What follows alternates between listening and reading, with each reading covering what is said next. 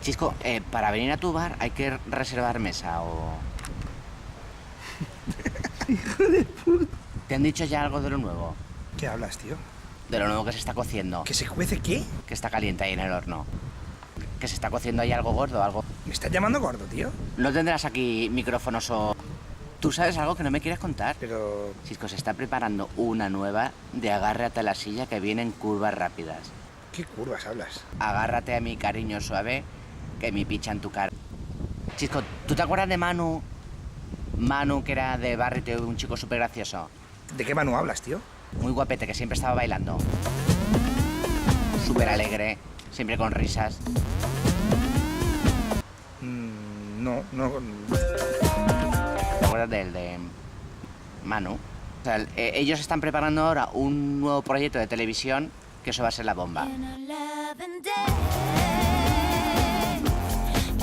O sea, si no fue bien con Barrio TV, imagínate la que se está liando ahora buena. Tío, pero ¿qué tiene que ver todo esto conmigo? Pero si yo dejé atrás el mundo oscuro de la televisión hace mucho tiempo. Me llamó Manu con la propuesta de hacer un vídeo para promocionar una fiesta que vais a hacer aquí el día 13 y 14 de octubre para promocionar la nueva televisión, que es Satebar Televisión. Yo ahora me dedico al bar.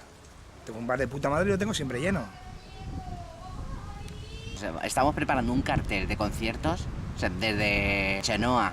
Estoy en conversaciones con ella, hasta Jaume Anglada, la Vereda, Pequeña Orquesta Republicana.